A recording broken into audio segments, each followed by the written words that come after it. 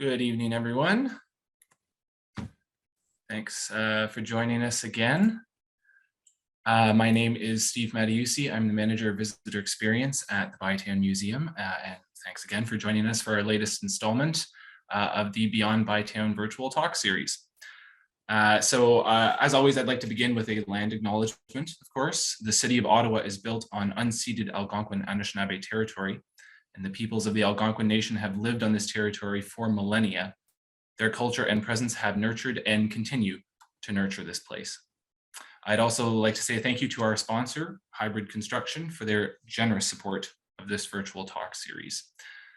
So as always, just to let everyone know, if some of your friends or family couldn't make it tonight in person, in quotation marks, we of course will be recording this talk and it will be released on our museum's YouTube page in a short while.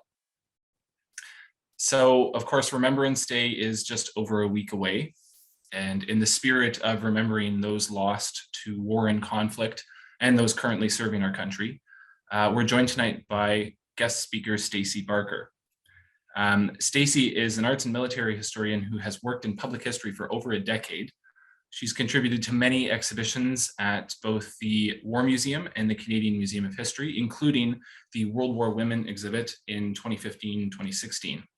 Her most recent publication is the co-authored book, Material Traces of War, Stories of Canadian Women and Conflict from 1914 to 1945. So thank you, Stacey, for joining us tonight. And before I hand things off to you, just one final housekeeping item that we always like to remember to remind people of. If you have any questions or comments that pop into your head during or after the presentation, we always have time at the end for audience participation. And so we always like to encourage you to use the Q&A function that you should be able to find at the bottom of your Zoom window. So if you have a question, please put it in the Q&A. And again, it could be during the presentation, after the presentation, anytime a question pops into your head, please share it with us. We always love audience participation during these events. So thank you again to those of you who are joining us tonight. Thanks to all my colleagues at the BYTOWN Museum for once again making this happen. And with that, I would like to hand the floor over to Stacey. Hi, hello there. Hi, everyone. Great to be with you this evening. Yes, I work for the Canadian War Museum, and one of my areas of interest is women in war. And during this time of year, the run-up to Remembrance Day, our thoughts naturally turn to those who served and all those whose lives were fundamentally changed by war. And this, of course, includes women. Working at a museum means that I often engage with history through artifacts, the things that people leave behind that can tell us something about the past. And sometimes those artifacts hold deep meaning, especially those connected to war, not just for the people who once owned them, but for us today, looking back on times of turbulence and crisis. So as Stephen said, in 2015-2016, the Canadian War Museum presented a special exhibition entitled World War Women. You can see a couple of photographs from that exhibition here. And I had the great privilege to serve as the curator of that exhibition. Our focus was on Canadian women whose lives have been shaped by the First and Second World Wars. Some had been volunteers, some had joined the military, some were industrial workers. We also presented stories that dealt with the relentless anxiety of living in wartime, of war just being everywhere, infiltrating every aspect of life. Women worried a lot during the wars for family and friends overseas, and they grieved for those who didn't make it home. We told some of these stories to visitors, giving them a sense of what the war experience looked like for women in Canada. And World War Women really resonated with visitors. A smaller version is still traveling across the country. Another version was adapted for the Canadian Warplane Heritage Museum, and another one for the Juno Beach Center in France. And what I think this speaks to is a real desire on the part of people to learn more about how women experienced war, and perhaps even to a broader desire to understand our country's military history from different perspectives. So I, along with two other members of the exhibition team, Krista Cook and Molly McCullough, wanted to take this research even further. So we produced a book called Material Traces of War, Stories of Canadian Women in Conflict. It's coming out next week. And the book builds on the work we did for the exhibition, adding in more detail and more stories. And as with the exhibition, we were driven to center women's voices because society still tends to frame war as a man's business and often excluding women's perspectives.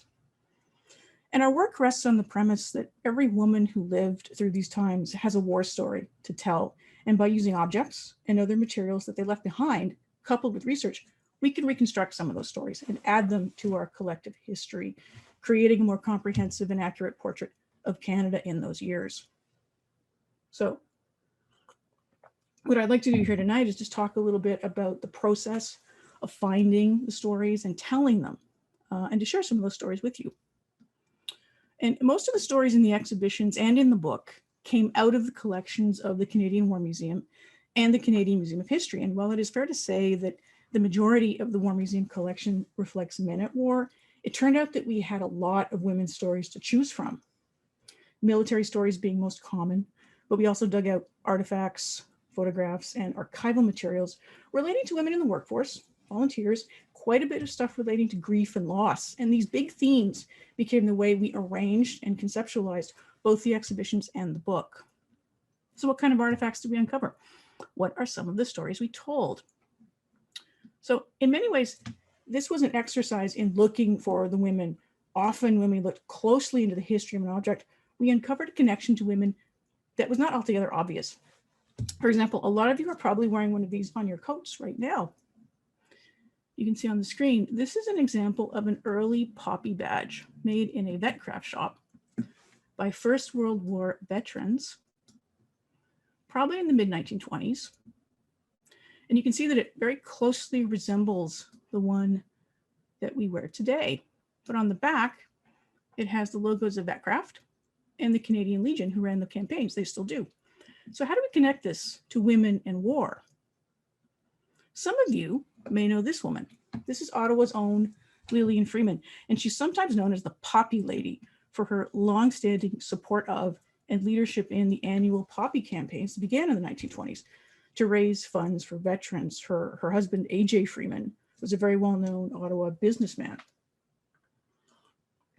And Lillian Freeman herself was a staunch supporter of many philanthropic causes in the city, a stalwart in the Canadian Jewish community, and a real champion for veterans, especially those who came back from the war, the First World War, facing physical or psychological trauma.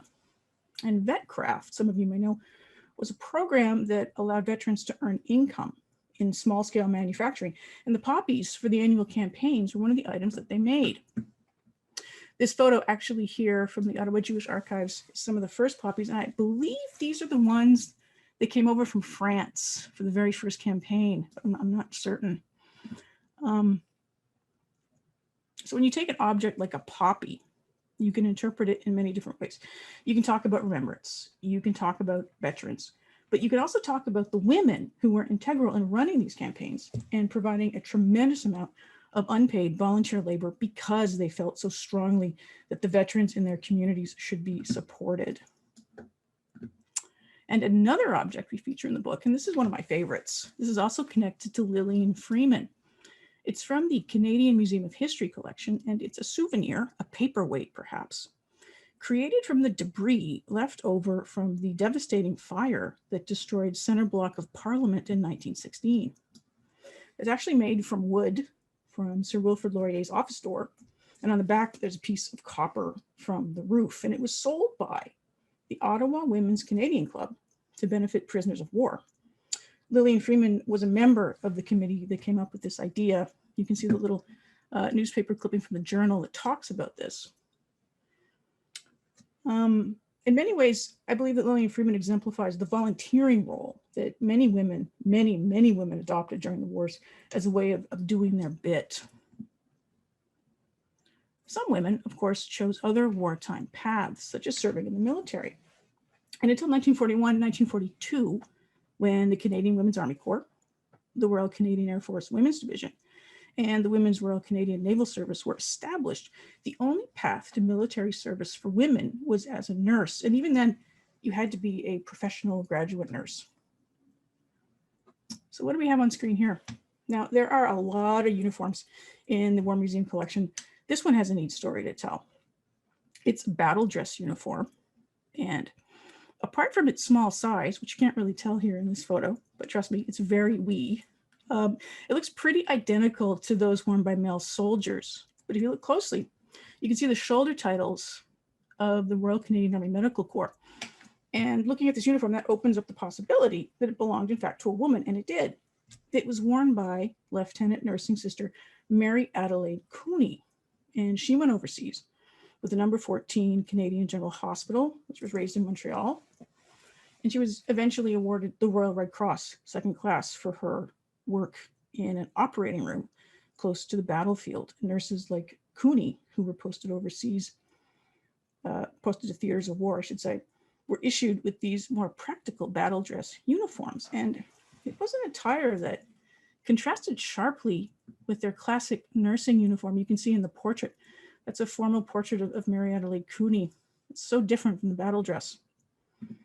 And the battle dress came in handy for nurses. For example, in November 1943, the troop ship that was carrying Addie Cooney, the rest of the number 14, onto Italy, came under German attack in the Mediterranean. They were on SS Santa Elena when it was struck by an aerial torpedo, and the nurses had to abandon ship. They had to climb from their lifeboats up a 60-foot scramble net onto another ship. And one of Cooney's nursing colleagues later noted that the battle dress helped them and that they would never have been able to make that climb in skirts. So the battle dress uniform then speaks to the intensity of the service that military nurses volunteered for, as well as some of the dangers they faced. Now, as I mentioned earlier, during the Second World War, women's service branches were created, and over 45,000 women would eventually enlist, including this young woman here on the right from Ottawa named Lorna Stanger. So in 1943, Lorna was working in Ottawa at the Dominion Bureau of Statistics, and she was bored with her job and decided that the military was the place for her to be. And you can see her uniform here. One afternoon, she had gone out and she applied to the Army, the Navy, and the Air Force and picked the first one that accepted her, the Navy. And this is her uniform. And you can't really see it in this photo, but this little insignia on her shoulder is a camera. She served as a naval photographer at home and overseas until the end of the war. Lorna Stanger was not unlike a lot of Canadian women at the time. The Second World War was in full swing and was transforming Canadian society. And women like Stanger now had opportunities to do things they would not have had in peacetime. Indeed, when Stanger left the military at the end of the war, she wanted to continue with photography. She wanted to be a photojournalist, but she found no civilian jobs for women in that field. So she returned to the civil service in Ottawa. Pardon me. So women also made a significant contribution to the war efforts through paid work. And often they entered industries that had not employed a significant number of women, or at least not in the jobs that they were now being asked to fill. During the First World War, for example, thousands of women worked in munitions factories, and the object here is a badge that was issued to women workers by the Imperial Munitions Board. Now, it's not a medal in the same way that soldiers earn medals, but it did carry profound personal significance for the woman who earned it. And this belonged to Mary Campbell Mays. A badge like this was visible proof that you were aiding the war effort, and in a way that society deemed acceptable, if only for the duration of the war. Now, Mary Campbell Mays, as I said, owned this badge, and she later donated it to the War Museum, and she characterized it as, quote, her war medal. And along with the badge, she donated this wonderful postcard, and this is a portrait of her with a coworker, and they're wearing their munitions worker uniforms. Now, she had this made, she posed for it, and she sent it off to a soldier friend who was serving overseas. It was actually returned to her as undeliverable, which is why we have it now. And it was quite common for soldiers to have studio portraits of themselves. You can see an example here. In their uniforms, sent back to loved ones at home. The Campbell Mays postcard portrait is kind of the inverse of this. And as much as the soldiers were proud of their service and their uniforms, I think it speaks to the pride that Campbell Mays felt as a munitions worker aiding the war effort. Now, besides volunteering, military service, and war work, another way women experienced the wars was through anxiety, worry, loss, and grief. The emotional toll of war was for many an enormous burden that persisted into peacetime. And this is a painting from the Canadian War Museum's Beaverbrook collection of war art. It's by John Byam Shaw, and it's called The Flag. It was completed in 1918, the final year of the First World War. Now, some of the imagery in this painting might seem a little maudlin to our modern eyes. You have a deceased Canadian soldier clutching the red ensign, resting between the front paws of the British lion. And it's pretty obvious symbolism. But this was extremely well received by audiences of the day. They loved this work. In fact, in 1928, so 10 years after, Maclean's magazine reproduced a series of war art paintings in special color inserts suitable for framing at home. And the first to be released was Shaw's work. Something about this painting resonated deeply with Canadians, and part of it, I think, was its emotive appeal. The people gathered around, most of them women. There's some men here, but most of these are women, young girls, older women, women of all ages, and women of all classes too. This woman with the fur coat, and then there's older women with shawls. These people are mourning the soldier representing Canada's sacrifice in the war. And it's something that Canadians of the time could really relate to. This is grief on display, something that they were not really encouraged to show too much of during the war. And we're going through a somewhat similar experience right now, I think, with the pandemic. We all feel the weight of anxiety, worry, in some cases loss. We've lost a normal way of life. Some people have lost their jobs, loved ones, and you can't escape it. It's always there. And during the wars, similarly, you couldn't escape from anxiety, worry, grief. It's there in the newspapers. It's there when people went to church, in the sermons. Even when you went to shop for food, the war is just everywhere. And when sons and husbands and brothers and friends were on the front lines, and when the dreaded telegram maybe showed up at the front door. And I think this painting was a form of catharsis for those who saw it. They could finally express that grief. In fact, I'm just going to take a bit of certainly some of the most difficult stories to tell are the ones relating to loss. Genie Castles, and it's pronounced Boucher. It looks like Boucher, but we've been assured by the family that it's Boucher. She was a woman originally from North Bay who was living in Sudbury during the First World War. And she knew the pain of grief all too well. She had two sons in uniform. One of her sons, Lieutenant Robert Boucher, was killed in the weeks leading up to the Battle of Vimy Ridge in 1917. She received the news via telegram, as so many did, and later some of his personal effects were sent to her in this box. And this, to me, is a remarkably poignant object. It looks like an ordinary old cardboard box, and it is. But what it meant to the Canadian families who received one is hard to fathom.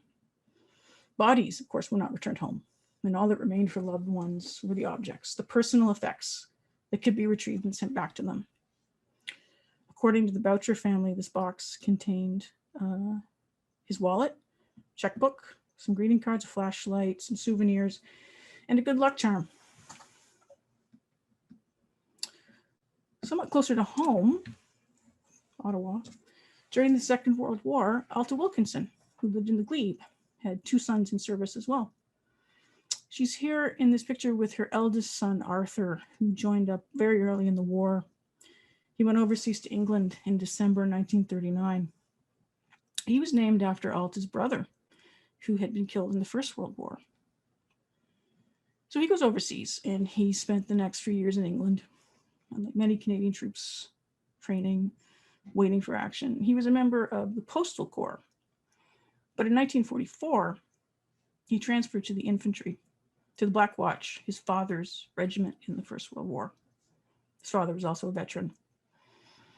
While Arthur was overseas, his mother took it upon herself to document his war, and she created scrapbooks that were filled with photos, clippings from newspapers, ephemera, pamphlets, things that he sent back along with his many, many letters home. And you can see her scrapbooks here, or a few of them anyway. Scrapbooks were a popular way for people to preserve their memories back then. They still are, but they were, I think, a bigger deal back in the day, especially among women. But these became a slice of time, pages that could be consulted whenever the urge to remember took hold. And like many other Canadians, over the course of the war, Alta and Arthur were in constant communication via the mail. I mean, we live in a time of instant communication now, text messaging, whatever. But back then, there was a lag between the time a letter was written and when it was actually received, sometimes several weeks or more. And on 19th of July, 1944, Alta sat down and wrote to Arthur. She wrote about how everyone at home was watching, waiting, looking for any scrap of news from France. D-Day had been the month prior to that. And she closed the letter saying that she prayed he would be safe, that it would be all over soon. Good night, my darling boy, she wrote, XXXX, mother. But Arthur, here's the letter here. Arthur would not receive it. He was dead, actually, before Alta even wrote it. He was killed the day before, on July 18th, 1944, and it eventually was returned to her, the word deceased stamped across the front. Before the letter comes back to her, there's a knock on the door of the family home on Strathcona Avenue, and it's this telegram. Minister of National Defense deeply regrets to inform you, Private Arthur Campbell Wilkinson has been officially reported killed in action. 18th July 1944, he was killed near Caen, France. The telegram is preserved in one of her scrapbooks, along with other items related to his death, including a packet of earth from his original grave in France. Also in the album is this dried rose taped to the page. You can see the Black Watch shoulder titles up here too. This dried rose was, as Alta explains in the scrapbook, she annotated it down here. This was one from a bouquet that she received on July 28th, which was the same day the telegram arrived announcing Arthur's death. And the sender of this bouquet of roses was Arthur. He'd arranged to have it sent through friends before his death, and by sheer coincidence, it arrived at the Wilkinson home the same day as news of his death. And I don't know if the telegram or the roses arrived first, but I don't think it matters. Artifacts like this speak volumes about the emotional toll of war, and it's something that's hard to measure. After the war, Alta began corresponding with a family in France, in Normandy. They lived near Arthur's grave, and they acted as volunteer grave attendants. They sent Alta packets of soil from the grave, dried flowers, and in a way, they acted as mourners by proxy for the Wilkinsons. In return, Alta sent the family foodstuffs and even toys for the children. Later on, in the 50s, Alta and her husband were able to make a trip to France to see Arthur's grave in person and to meet the family that had tended to it. After the war, Alta was one of the founders of the Remembrance Association of Silver Cross Women of Canada. This was a group of women who received the Memorial Cross, so they lost a loved one in war. And they banded together, both for mutual support and to help other women affected by war. And this is a banner that belonged to the group, and the purple is very similar to the purple that you used to get a ribbon with the Memorial Cross, royal purple. And in 1975, she served as Canada's National Silver Cross Mother, laying a wreath of poppies at the War Memorial on behalf of all mothers who had lost children in war. And this, of course, is a traditional part of Remembrance Day ceremonies. And this year, another Silver Cross Mother will perform this same solemn duty. So what does it all mean? Why do these stories of women in war matter? Why is it important to tell them? Personally, I think it's pretty simple. You can't have a history that tells the story of Canada at war in a completely accurate fashion until and unless you factor in gender. We have to tell their stories in order to advance our knowledge of the past. And on this slide, these are most of the women that we feature in the book. And to me, the women's stories we unearth are all pieces of a puzzle, like a jigsaw puzzle. Until you put it together, you don't have a complete picture. And that's the purpose behind the research, the exhibitions, and the book. And I hope to continue it. And that's all. Thank you.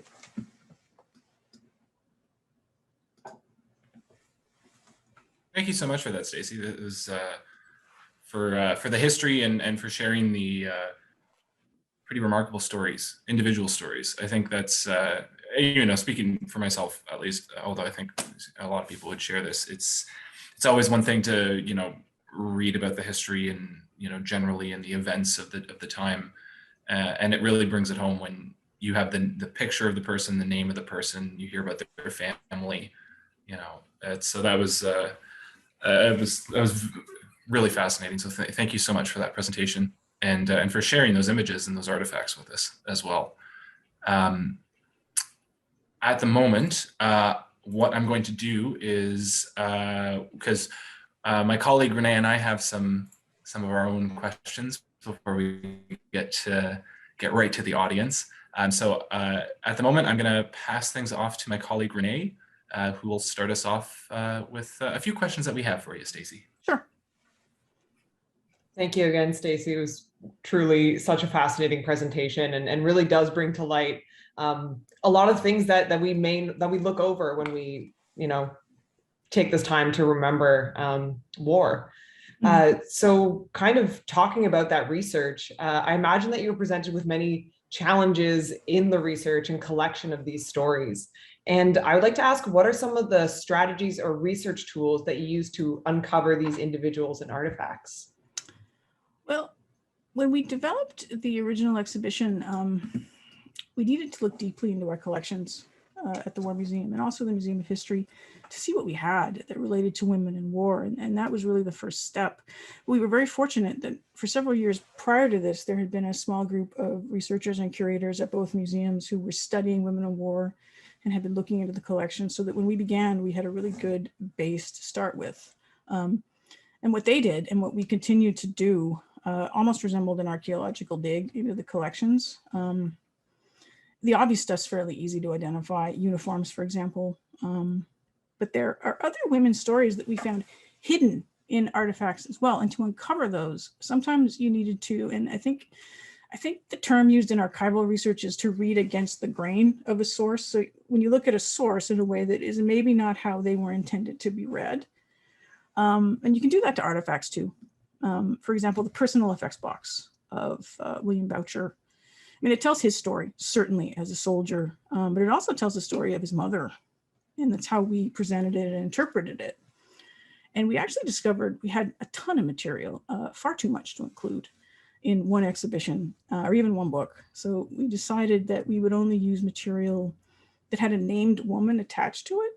So no real generic objects. We wanted to see these women, hear their voices, and we think that humanizing these artifacts and the stories helps visitors relate to the history.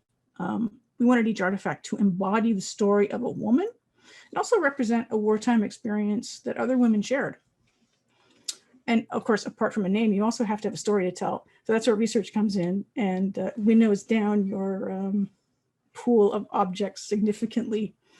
Doing the book gave us more leeway. We used material from other collections to try to address areas in the exhibition that maybe we didn't quite hit upon. So we try to have more diverse stories in the book, so we can unpack those a little more. But even then, there's tons of aspects that we didn't include, tons of stories still to discover, and yeah. Yeah, it definitely sounds like it's a journey of research. It is. And yeah, understanding that, even though you want those objects to be able to speak, sometimes just finding that resource behind it to really embellish it is difficult, but fantastic work. And we always look forward to hearing more of these stories. And kind of speaking to this topic, what compelled you to engage with the history of Canadian women in war? And is there like a specific moment or experience or story that led to this path in your career? Well, my graduate work focused on food in the world wars, and I was always interested in the home front. But my graduate work was on food and war, how the wars impacted the food supply, production, consumption, marketing. And while women were not actually a particular focus of the research, I mean, they were there. They were just so present in a way that clued me into the importance of incorporating gender into work on war. Women were, and still are in many cases, but especially then, provisioners for their families. You know, they meal planned, shopped, prepared the food, and they had to adjust their food and cooking horizons in response to the changing conditions of war, shortages, rationing, nutrition. That understanding got me thinking about other ways women had their lives impacted by war, how they engaged with war. And also colleagues working in the field were enormously influential as well at the museum. So I guess that's how it happened. It's such like an interesting path for how it led, but it makes sense, right? Where it's like, you know, more and more you see these figures popping up in your research and going like, hey, do these need another moment of our time, a little more concentration. So yeah, and I will actually hand the floor over to Steve now. I'm just going to say, if anyone has any questions, please pop them in the Q&A or in the chat function. We'll find them and we'll look forward to answering them after this. So I'll pass it on to Steve. Thanks, Renee. I have to admit, I mean, every one of these virtual talks is a learning experience for me, but this one in particular, because, you know, I received the usual, I guess, history lessons in school about the First and Second World Wars. With regards to women in war, I fully admit that the first thing that pops into my head is the popular image of is it Rosie the Riveter? Yeah. You know, that was the contribution. But the interesting thing I found about that is that that's the image I have in my head, and yet I didn't actually learn that much about.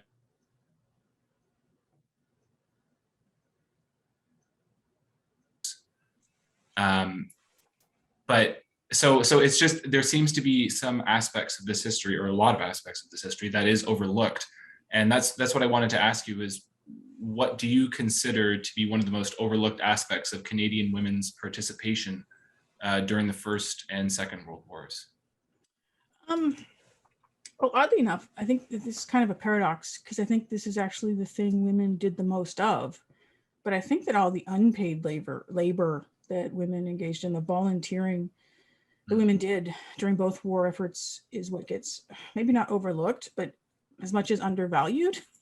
And this might be connected to the fact that women's labor tends to be undervalued anyway. It's kind of expected that women will run voluntary groups, charity drives, perform all sorts of this work for free, which is not to say that men didn't volunteer on the home front. They certainly did, but women truly carried a lot of those voluntary burdens themselves. I mean, just think of all the socks that were knitted during the First World War, all the comforts that were sent overseas to soldiers, all the fundraising campaigns. These are things that women were really involved with and led in many cases.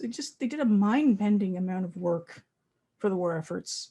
And this was on top of raising families, keeping house, having a war job sometimes. And I think it might also get overlooked because it was work. It didn't rock any boats, you know, joining the military, working in an industrial job. Those were, you know, volunteering was gender appropriate. And I think maybe we don't give it as much attention because of that. It didn't break any boundaries. So I think that's probably the thing that gets overlooked the most for me. Yeah.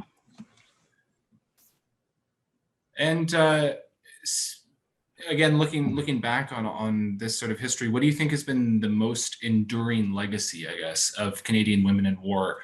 And following up on that, how can we sort of ensure the proper recognition and appreciation of their contributions and their legacies? Boy, legacy questions can be hard to answer.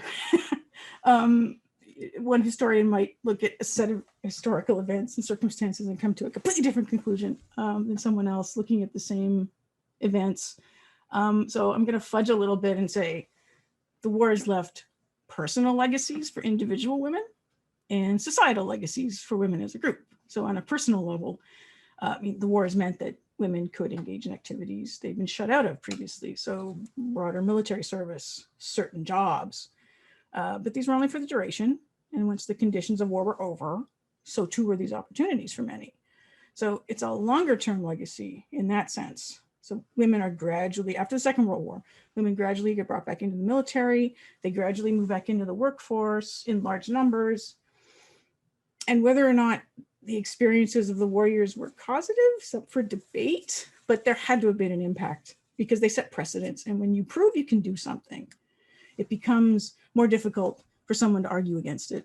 And this often leads to change over time. And sometimes it's more incremental. Other times it's more sweeping. And I think in the case of Canadian Women in War, I think it was more incremental. That's my sort of non-answer to that.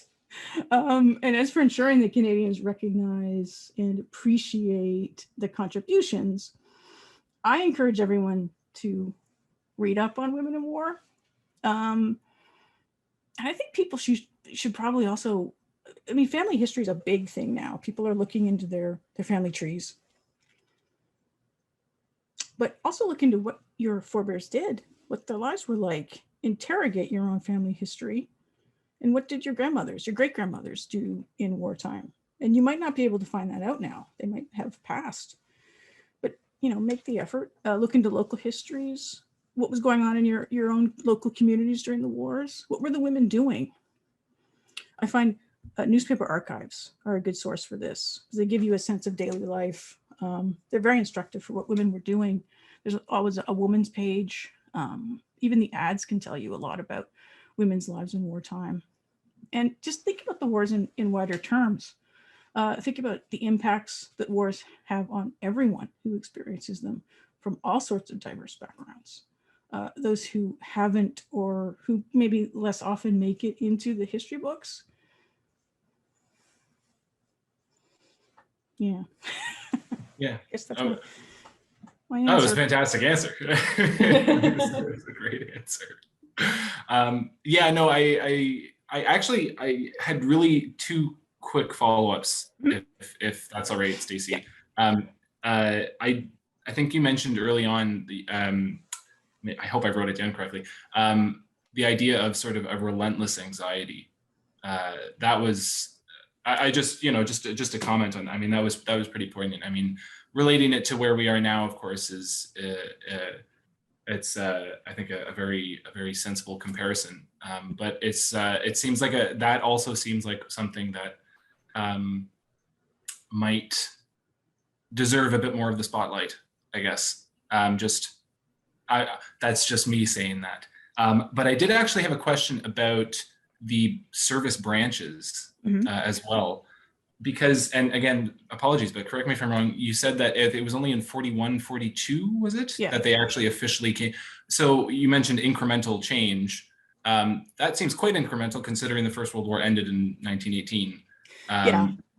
So what was there like a specific event or reason that they then decided to create them those years? Or yeah, so basically before 1941, if you're a woman and you wanted to do anything in the military formally, you had to be a nurse. And then in 1941, manpower, emphasis on men, started to get a little tight. All of society was getting mobilized. There were women's service branches in other allied countries like Britain. Right. And so, I mean, and there was also a very active sort of women's paramilitary movement in Canada. Every big city had these unofficial women's auxiliary corps. They would wear uniforms. They would teach themselves all sorts of military skills on their own. And they really wanted to serve. And they sent delegations to Ottawa. They pressed, they pushed.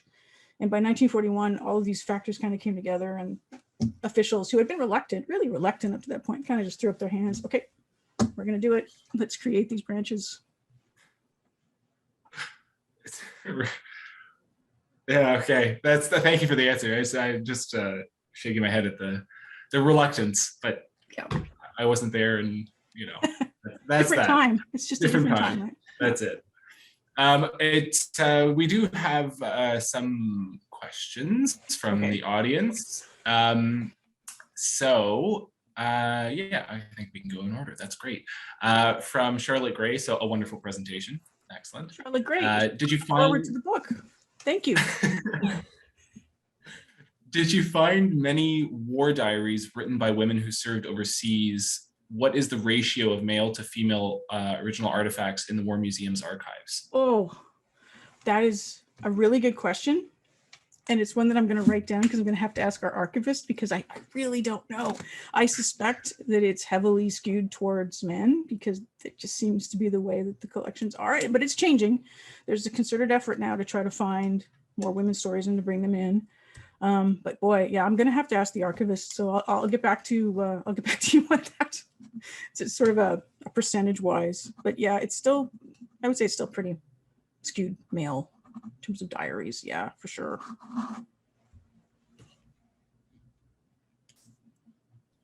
So we do actually have a question from Laura here. So she said, fantastic presentation, thank you. How do you think the impact of the war on Canadian women compared to the experience of European women during the same period? And to what extent were their experiences similar and different? Ooh. Well, for the first of all, Canadian women weren't in the line of fire as they would have been overseas. I mean, they're not as close to the battlefront. But other aspects, I mean, Canadian women maybe had it a little bit easier than women who were in, say, Britain or France, where there's actually war and bombing going on. But in other ways, I would say that the experiences were quite similar. I mean, you're still trying to look after your family. You're still trying to do war work. Maybe you're in the military. So in that sense, it's pretty similar. But the fact that you're not quite as close to the actual fighting in Canada maybe made it a little less. That stress wasn't there, right? You're not in London during the Blitz. You're not worried that you're going to get bombed in your bed at night, or at least maybe in hindsight. Yeah, sorry.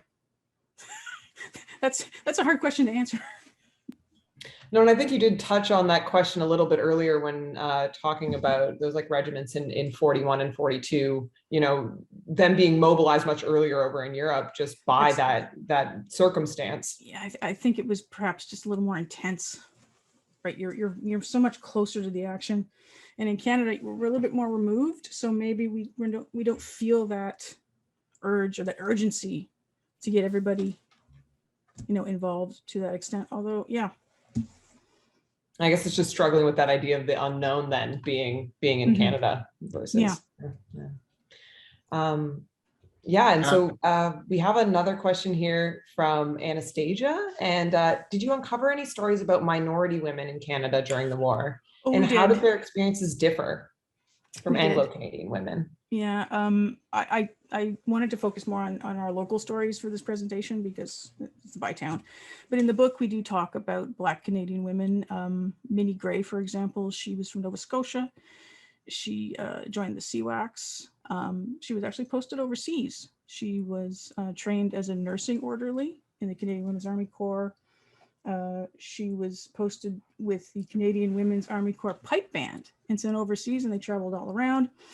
After the war, she was able to use her skills that she had learned in the in the Army to train as a personal nursing assistant. So she didn't have to go back to the domestic service that she'd been doing before the war, because in Canada at that time, vocational options for women of color were limited. So her war experience actually helped her. We talk about a Japanese Canadian woman, Michiko Ishii, who was relocated to the interior during the Second World War. Her whole family was. So her life was just devastated by the war. We talk about Edith Anderson Montour, who was a woman from Six Nations, and she joined the American nursing service during the First World War. Verda Sharp, she was a Black Canadian woman in Toronto. She worked at Dominion Bridge doing munitions work during the Second World War. So we do have those stories in the book. And as far as how their experiences differed, well, it was marked by discrimination. Edith Anderson Montour joined the American forces because she the only place she could train as a nurse was in the US. She couldn't get into nursing schools in Canada. So yeah, it was marked by their circumstances at the time, discrimination, and yeah.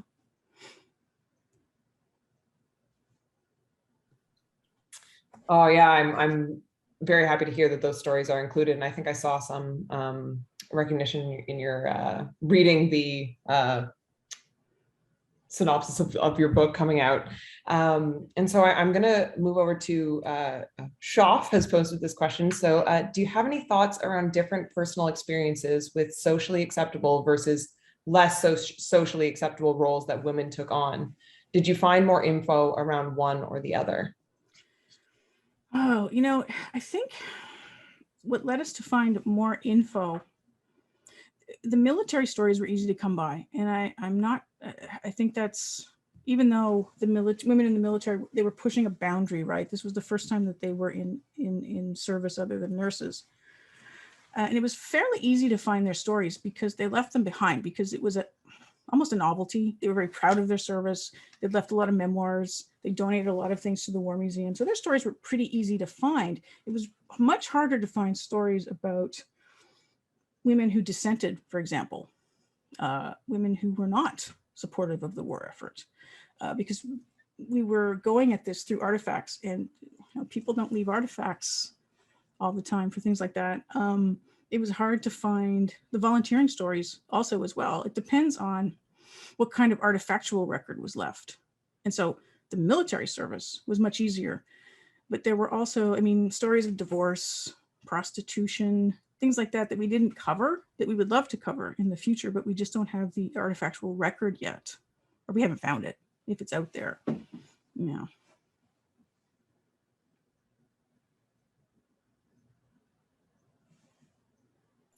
There we go. Now I'm unmuted. Another question from Laura. This is an interesting one. What types of additional anxiety and trauma did Canadian women of German origin face during these periods? Oh, good heavens. That's interesting, because one of the stories in the book is about a young woman named Inga Oswald. And she was Austrian. She came to Canada with her mother and father in the 30s, so before the Second World War. But when the World War started, they were technically, they were called enemy aliens at the time, and they had to register. That changed, but at the beginning, they had to go to the police station and, register and show up periodically. And she was very embarrassed by this, because she was trying to fit in with her new Canadian comrades, classmates. And she didn't want them to find out. And she actually joined the Ontario Farm Service Corps, she was a farmerette. She went down to the fruit belt, and she picked peaches and worked in a cannery. And I wonder if she was motivated to do that by wanting to prove that she was, supporting the war effort. So they definitely did have anxieties beyond what, I don't want to say Canadian women, but native-born Canadian women had. Yeah, and of course, yeah. Yeah, it's interesting, actually. It sort of reminds me of one of the previous lectures we had, where we discussed the history of the Italian Canadian community in Ottawa. And as part of that, of course, was the internment, or at least the arrest in many cases of, and it was the arrest of the men in those families, but, nonetheless, they were families, and they had mothers, they had daughters, they had, those female members of their family. And so it brought that to my mind, because it sort of goes back, not that I want to, hammer it home so much, but it goes back to that idea of relentless anxiety. It's not just the war, it's the immense change that happened in people's lives in almost every way. So yeah, no, it was a really interesting question, because that also seems to be an aspect. Again, I speak personally here, I might be totally out of line, but it seems to be an aspect of that history that is either overlooked or maybe it wasn't documented as well as other parts. I have to say that as well. But that idea of German origin, Italian origin in the country at the time. Well, it's difficult. So that just brought that to my mind, because I remember the.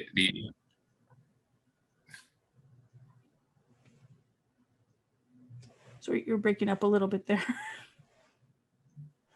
Yeah, well, I mean, the history of emotions, how do you get at that, right? I mean, unless somebody writes it down in a diary or in a letter, which they do, but then you have to find it and you have to be able to contextualize it. It's a tough thing to get at. And that's probably why grief is a good way to get at it, because that leaves an object behind. That's how you can tell that story sometimes.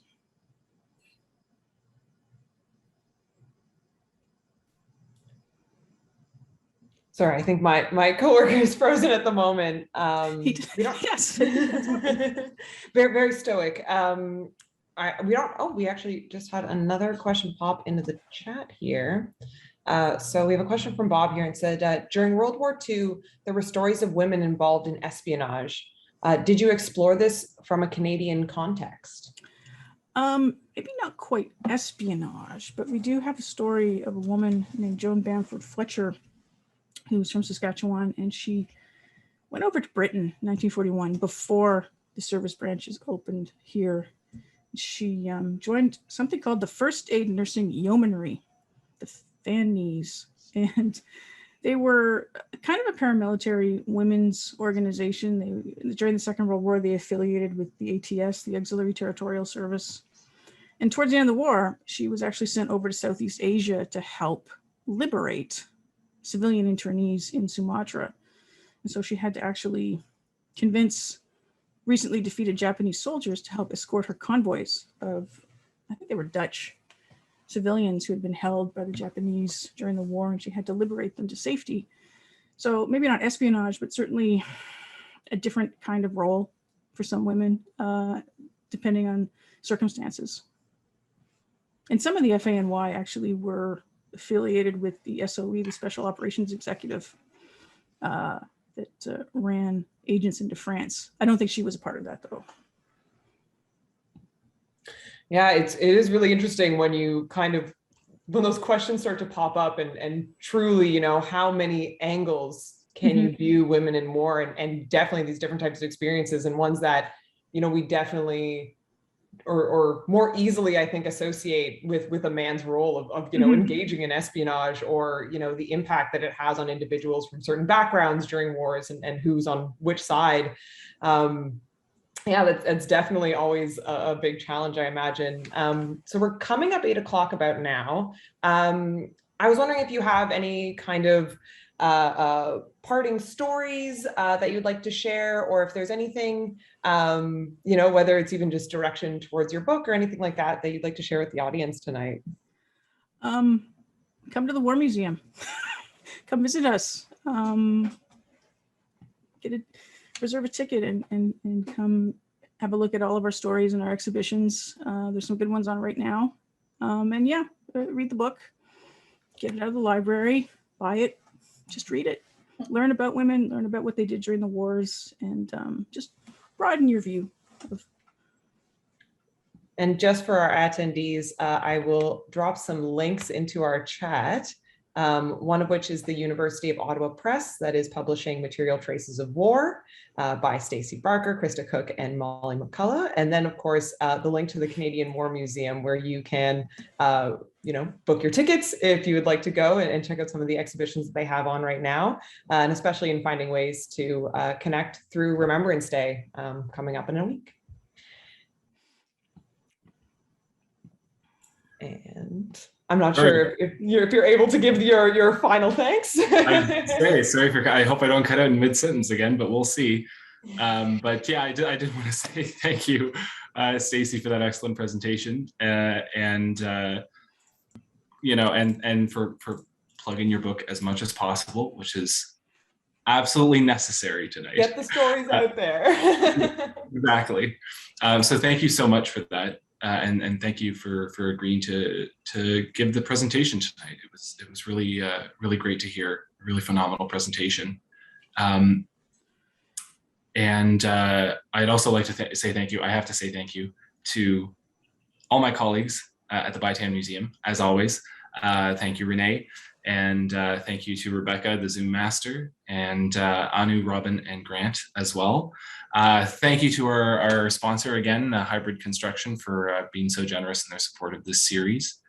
And you know, as always, if you want to find out more about our museum, our programs, our collection, if you feel inclined to make a small donation, how about that? Or even become a member of the BYTOWN Museum, you can check that out on our website, bytownmuseum.com. We're hoping to continue the Beyond BYTOWN virtual talk series in the coming months. So keep an eye out on our social media and our website for any announcements of any future talks. But I guess once again, just to wrap up, thanks again, Renee. Thank you, Stacey, for being here. It was a real pleasure to have you. And I think with that, thank you to our audience for attending, and I hope you all have a lovely evening. So take care.